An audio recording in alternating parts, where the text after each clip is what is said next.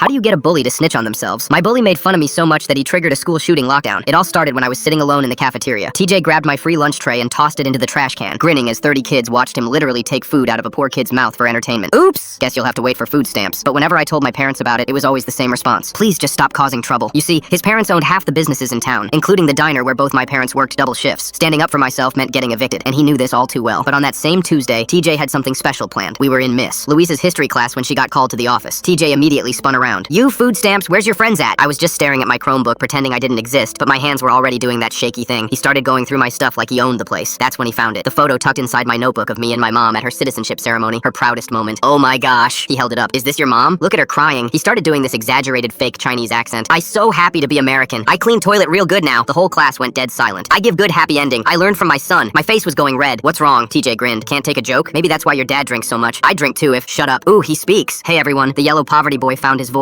He pulled out his phone. Number, not this. It was a video from his dad's diner. My mom was cleaning tables at 2 a.m. and some drunk customer yelled at her. She was just taking it, nodding, apologizing for something that wasn't even her fault. Anything to keep putting food on our table. TJ turned the volume all the way up. Yes, sir. So sorry, sir. I fixed right away, sir. I could hear her exhaustion. See her shoulders sagging. The whole class was watching my mother get humiliated in high definition. That was when I noticed the red button under Ms. Louise's desk. Your whole family's pathetic, TJ continued. At least my parents own things instead of cleaning them. Something inside me went quiet. The shaking stopped. You know what, TJ? You're right. You're so much braver than me. He blinked. Obviously. So brave that you'd do anything, right? Not like scared little me. What are you talking about, you freak? I leaned back, weirdly calm now. There's a button under Luce's desk. Red one. So press it. The room went still. Why would I? Because you won't. All that tough guy stuff? It's just daddy's money. Take that away and you're nothing. Too scared to press one little button. His face went red. I'm not scared of anything. Prove it. That's stupid. That's what I thought. I turned away. Guess the Littleson family was all talk. Your dad acted tough at the diner too, but everyone knew he was just... TJ slammed his hand on my desk. Shut your mouth about my family. He stormed over to Miss Louise's desk. The whole class held their breath. His finger hovered over it. This is what actual courage looks like, he announced. Click. For 10 seconds, nothing. TJ started laughing. You're so pathetic, you. We ooh. Police sirens. They were heading straight towards us. The principal's voice exploded over the intercom. Lockdown. This is not a drill. Repeat. This is not a drill. Red and blue lights flooded through every window. There was a helicopter. TJ was still at the desk, frozen. It was just a button. Hands visible. Nobody move. A SWAT